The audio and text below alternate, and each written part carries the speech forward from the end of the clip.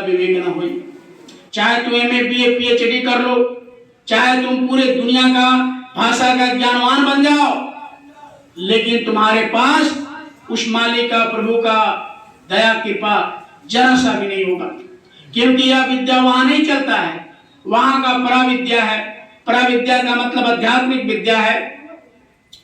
तो प्रेमियों, उसको पाने के लिए उसको पाने के वाले के पास जाना होगा। इसीलिए महात्माओं ने, संतों ने जगह जगह तीर्थ और व्रत, और वहां पर आज की तरह तीर्थ व्रत नहीं था।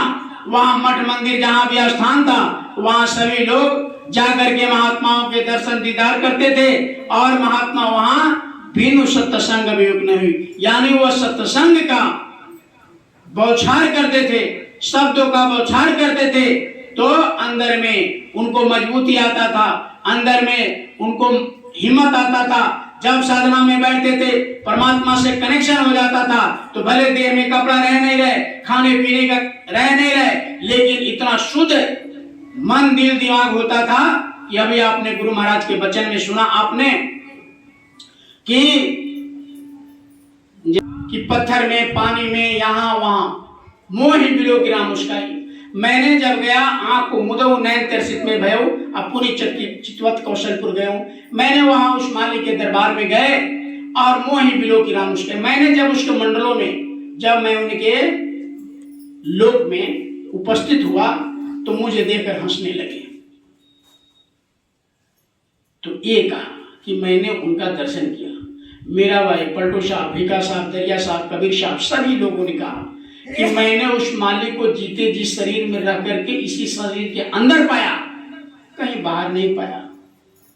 तो ये जितने भी तीज त्योहार, ये सब हमारे जंग को छाड़ने के लिए आते हैं। जो जंग लग जाता है, जैसे माताएं बहन है, घर बुहार नहीं बहारिए, तो उसमें जंग लग जाता है, उसमें गंदगी फैल जाता है। रोज झाड़ू लगाते हैं, रोज पोछा लगाते हैं। उसी तरीके से हमको रोज सत्संग मिलना चाहिए, हमको रोज सुमरन ध्यान भजन मिलना चाहिए।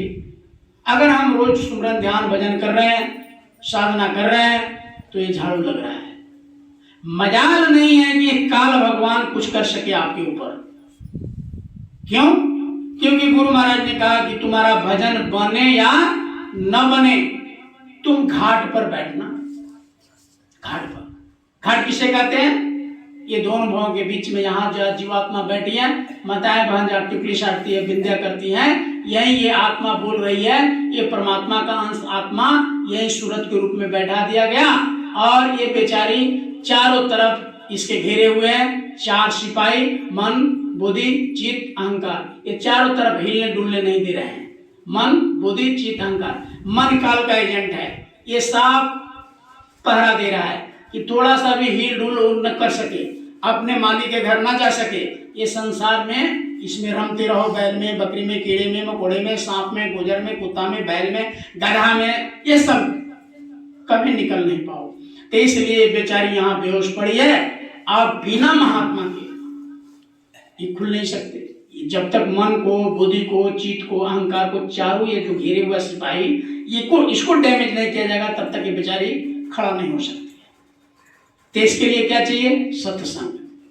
बिना सत्संग, बिना सत्संग का ये चारों अस्थिर नहीं होगा, और जब तक ये चारों अस्थिर नहीं होगा, तब तक वो नहीं जाएगा। उसी को मनाने के लिए आज हम लोग आए हैं। आज है जन्माष्टमी, तो ये रक्षाबंधन, इसके बाद जन्माष्टमी है 19 तारीख को। आज है रक्षाबंधन, इसके पहले हम लोगों ने मनाया नांग पंचमी।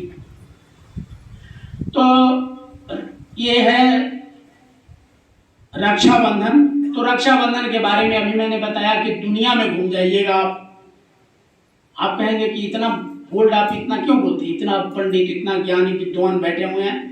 तो ये सब विद्वान बैठे हुए हैं पढ़ लिख करके, ये सब विद्या को पढ़ करके इस आंख से, लेकिन ये बताएगा कौन? जो अंदर के आंख से पढ़ा हो, जो जिन्होंने कहा कि मुदो नैन तरसित में भयो, जिन्होंने आंख बंद करके पढ़ा हो, वो ये चीज बता सकता है। बाहरी ये किताब में पढ़ करके इसको नहीं बता सकता है। कबीर साहब ने भी कहा कि तुम कहे कलम की लेखी, अब मैं कहूं आंखें की देखी, अंदर की आंख से मैंने जो देखा वो मैं कह रहा हूं, और तुम कलम के लिखा हुआ पुस्तक पढ़ करके कह रहे हो।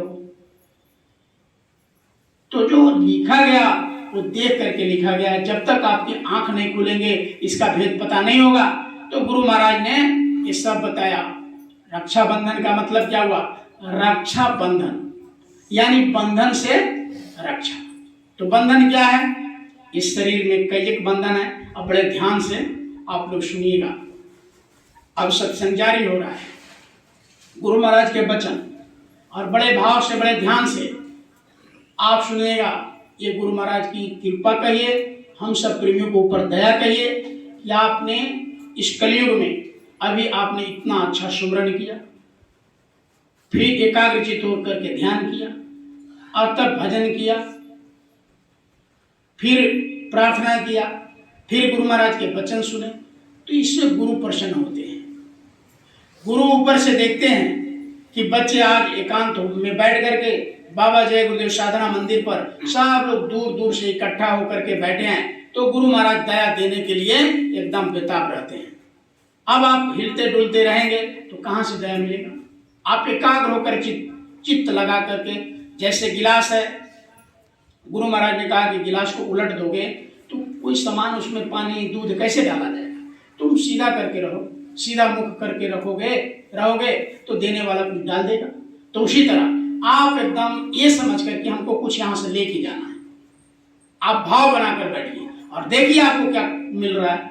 इसी 2 घंटे के अंदर क्या मिल रहा है? सप्ताह की बात छोड़िए, चूंकि ऐसे जगह जागृत हो चुका है। 5 दिन से साधना शिविर लगा करके और ये रक्षाबंधन मनाया जा रहा है। गुरु अपार खुश है।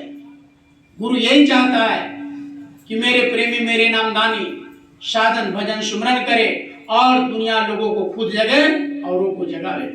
इससे बड़ा खुश होते हैं गुरु